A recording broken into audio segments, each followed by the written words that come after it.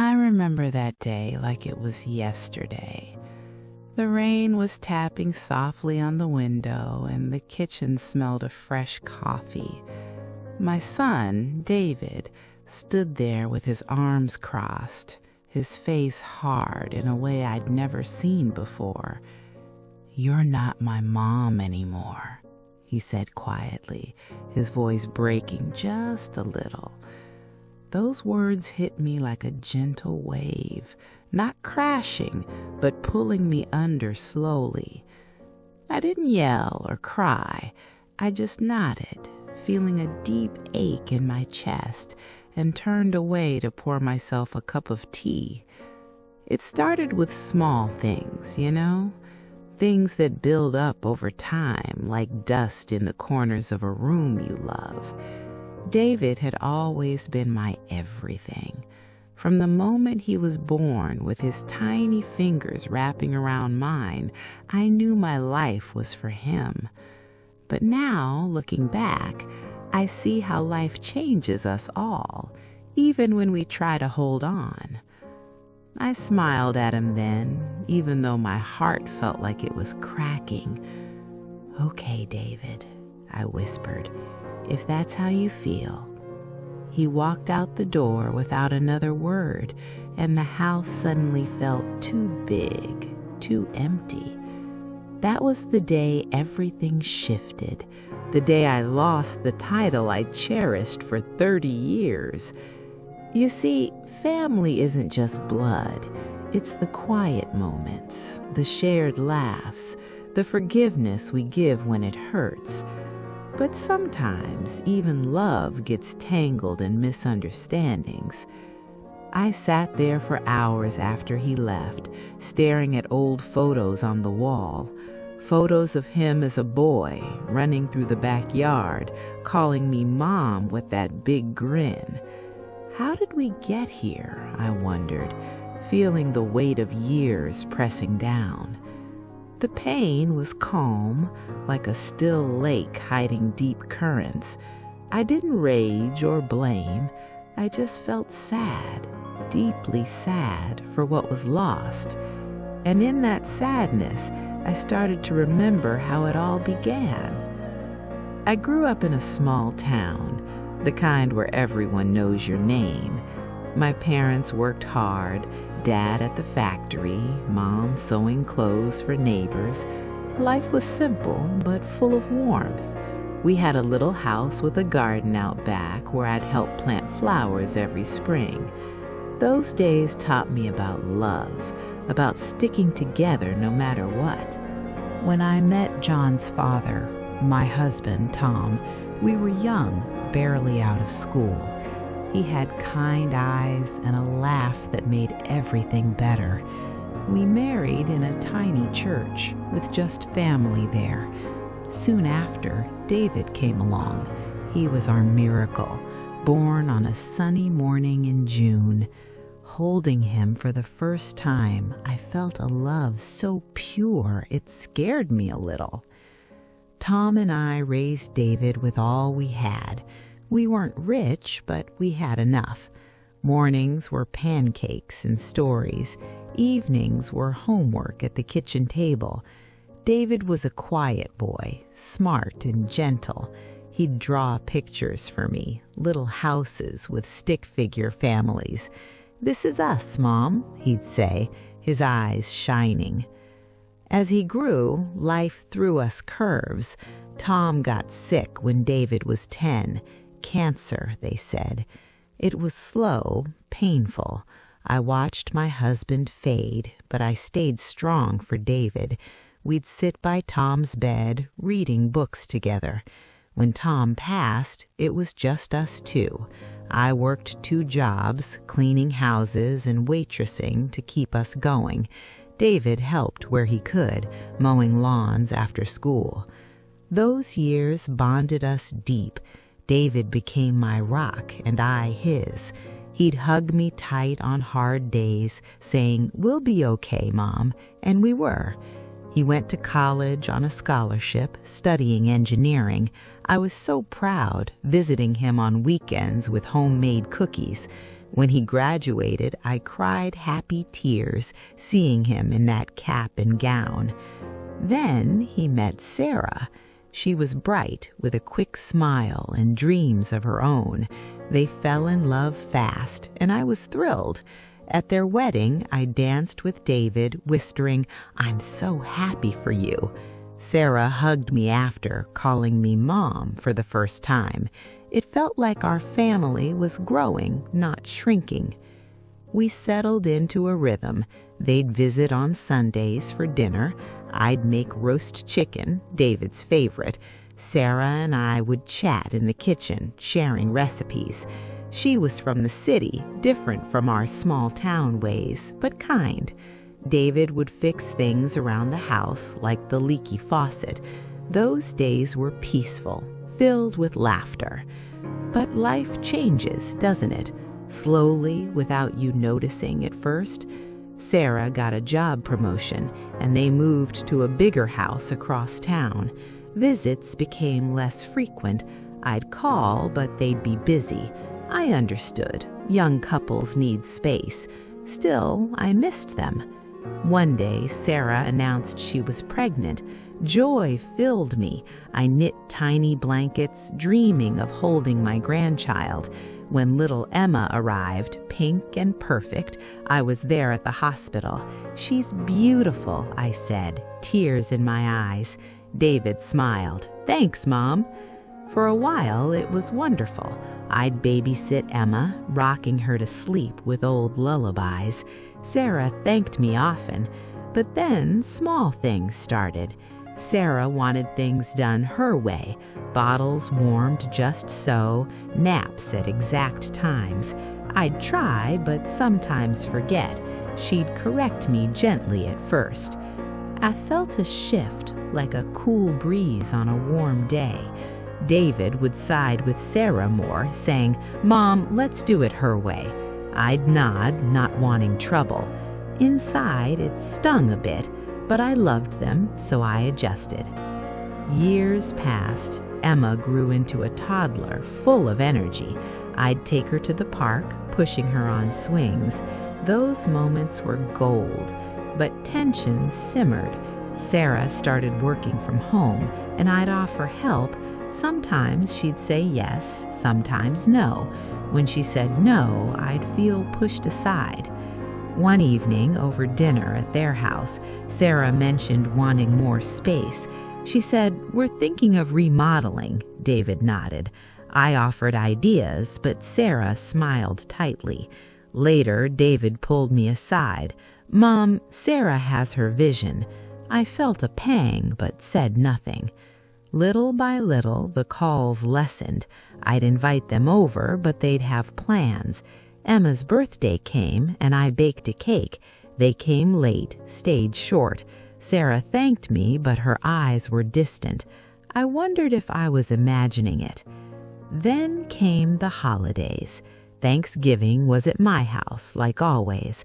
I cooked all day, turkey, stuffing, pies. They arrived, and Emma ran to me, calling, "Grandma!" We ate, laughed, but after, Sarah helped clean up. "You know, we might host next year," she said casually. I smiled. That sounds nice. Inside, I felt a quiet sadness. Traditions were changing. David didn't notice, busy with work. I'd call him during the week just to chat. "How's everything?" I'd ask. "Good, Mom. Busy," he'd reply. Short answers, no questions back. Christmas rolled around. I decorated the tree with ornaments from David's childhood. They came over on Christmas Eve. Emma loved the lights. We opened gifts. I got her a dollhouse. Sarah gave me a scarf, nice but impersonal.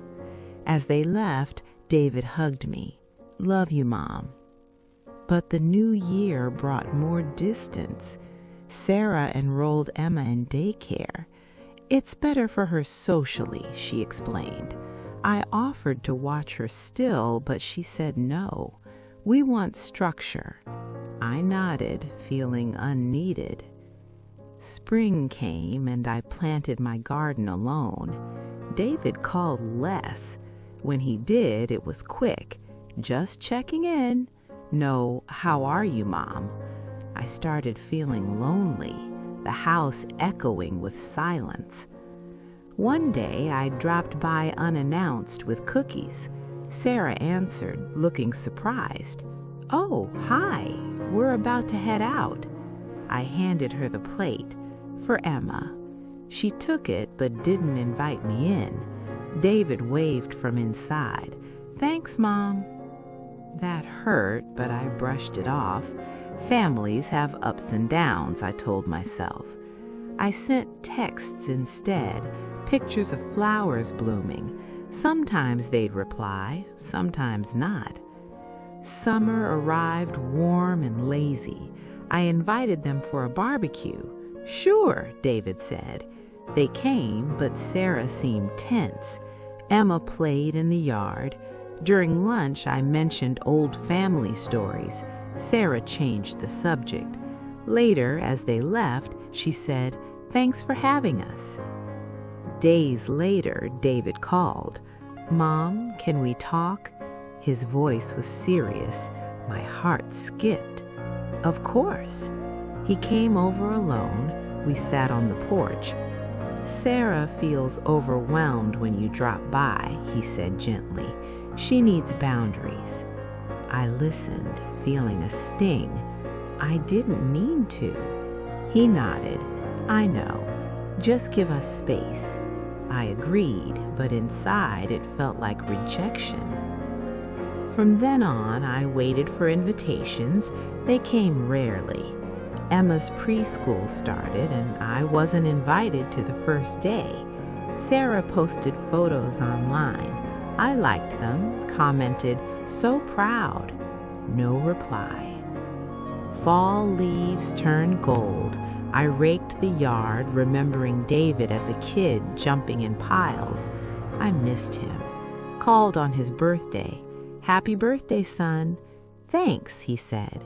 Short call. Thanksgiving neared. They hosted. I arrived with pie. Dinner was nice, but formal.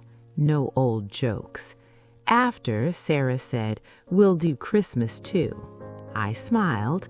"Okay." But inside, the distance grew. I felt like an outsider in my own family. Nights were long, filled with thoughts. Why? What did I do? Winter brought snow. I decorated alone. They came Christmas Day, stayed 2 hours. Emma loved her gift. As they left, David hugged me. "See you soon." But soon stretched. January, no calls. February, a text, busy with work.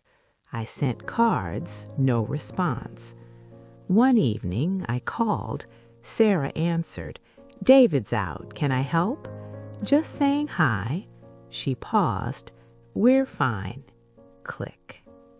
The small tensions had built a wall. I realized then love sometimes slips through fingers like sand. And so it went, month by month. I tried to bridge the gap with little gestures, a card for Emma's drawing contest, a recipe I thought Sarah might like. But responses were polite, distant. "Thanks," they'd say. Nothing more. Spring bloomed again, and I turned 65. I didn't expect much, but hoped for a visit. David called that morning. "Happy birthday, Mom." We talked for 5 minutes. "Work's crazy," he explained. "No mention of coming over." I spent the day walking in the park, watching families picnic. A young mom pushed her child on a swing, laughing. It reminded me of us, long ago. Tears came quietly. I wiped them away, feeling the ache deepen. Summer heat arrived. Emma turned 5. I sent a gift, a book of fairy tales. Sarah texted thanks. No invite to the party. I saw photos online later. balloons, cake, friends. I wasn't there. I started volunteering at the library, reading to kids. It filled some emptiness. But nights, I'd think of David. What happened to my boy? Fall winds blew. I raked leaves again, alone. David called unexpectedly. "Mom, we need to talk." He came over, sat stiffly. "Sarah and we're struggling with how things are." My heart sank. "What do you mean?" He sighed. "You hover too much. Sarah feels judged." I was stunned. "No, I never meant that." He nodded. "I know, but it's how she feels." We talked for hours. I listened mostly. He shared Sarah's side, how my ways clashed with hers. She wants modern parenting. I felt old, out of place. I apologized. "I'll back off more." He hugged me. "Thanks, Mom." But as he left, something felt broken. Holidays came. They hosted. I went, smiled, stayed quiet, watched Emma open gifts. Sarah was cordial. David seemed relieved. New Year, resolutions. I vowed to give space. Called once a month, short chats. But the wall grew higher. Emma started school. I offered to help with pickups. "No need," Sarah said. One day, I got sick, flu, laid in bed alone, called David, voicemail, texted, no reply for days. When he called back, "Sorry, busy." That hurt deep. I recovered alone, feeling forgotten. Spring again. I planted flowers, thinking of change, invited them for Easter. "Can't make it," David said. I stopped trying as hard, focused on friends, hobbies, but the sadness lingered like a shadow. Summer vacation. They went away, posted beach photos. I liked them. No invite. Fall school start. Emma's first grade. I sent supplies. Thanks text. Then a call from David. "Mom, Sarah's pregnant again." Joy mixed with pain. Wonderful. But inside, would I be part? Winter. Baby boy arrived. Liam. I visited the hospital briefly, held him, tears falling. He's perfect. But visits were scheduled, short. Sarah watched closely. The tensions peaked one visit. I rocked Liam, humming. Sarah said, "We don't do that." I stopped. Later, David said, "Mom, please follow our rules." I felt like a stranger. "I am trying." He sighed. "It's hard for Sarah." That night, alone, I cried softly. The small things had become big. Years blended.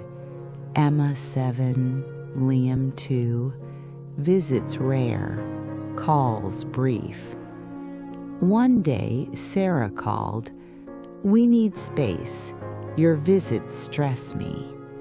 I paused. "Okay."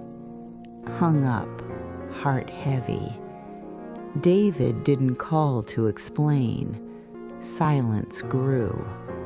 That's when it built to the turning point. The day he stopped calling me Mom. It was a rainy afternoon in late fall. Leaves stuck to the wet ground outside. I had baked apple pie, hoping to surprise them. Drove over, pie warm in my lap. knocked on their door.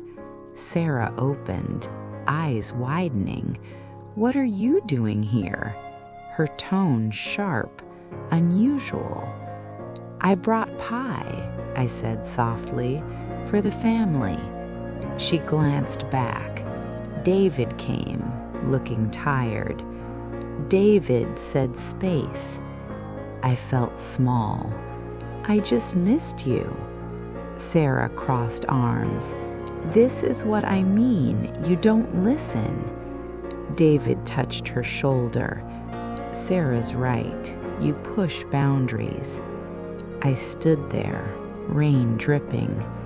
"I love you all." But Sarah said, "We need you to leave, now." I nodded, placed the pie on the step, turned away. David followed. "Wait." We stood in rain. "I'm sorry," he said, "but things have to change." Then the words, "You're not acting like my mom anymore. You're just someone who interferes." "Not my mom." It echoed. I smiled through tears. "Okay, David." Walked to my car, drove home in silence. Inside, I sat in the dark kitchen. No lights, just rain sounds. Felt numb at first, then waves of sadness. Why? I fought back. Small tensions, my old ways versus their new, misunderstandings piled up. I remembered Sarah's background, her parents divorced young, controlling mom. Maybe she saw me that way. David, caught in middle, chose his wife, as he should, but it hurt. Nights after I couldn't sleep, stared at the ceiling, replaying moments. Called a friend and shared. "Give time," she said. But time stretched, no calls, holidays alone. Christmas, I decorated small tree, sent gifts by mail, no response. New Year, resolution, heal myself. Started therapy, talked about loss. It's grief, therapist said. I nodded, tears flowing. Learned about boundaries, generations clashing. Wrote letters, unsent. I love you, David. Always, Mom. Spring came. Flowers bloomed. I walked daily, breathing deep. One day, a text. Hope you're well. From David. Replied, I am. Miss you. Short exchange. Seed of hope. Summer. Emma's birthday. Invited. Went, stayed back, smiled at her joy.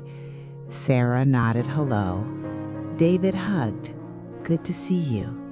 Small step. Fall. More visits. Helped with Liam occasionally. Thanksgiving they invited. Cooked together, cautious. During dinner, David said, Thanks, Mom. Heart warmed. First time in months. We talked after. I'm sorry, he said. I was wrong. I hugged him. Me too, for not seeing. Sarah joined. I overreacted. Stress. We cried, forgave. Not perfect, but mending. Winter, Christmas together. Emma called me Grandma with love. Liam toddled to me, held him close. Healing took time. Weekly calls now. Boundaries respected. I learned to let go a bit, they to include. Resolution came slow, like dawn after a long night. Now, years later, things are better. Not like before, but good. David calls me Mom again. Sarah and I chat like friends. Grandkids visit, fill house with laughter. I reflect often. Life's fragile. Love needs care. Looking back, that day in rain was dark, but it led to understanding. We all make mistakes. Forgiveness heals. The lesson? Families worth fighting for, quietly. Hold on with open hands. Let love flow.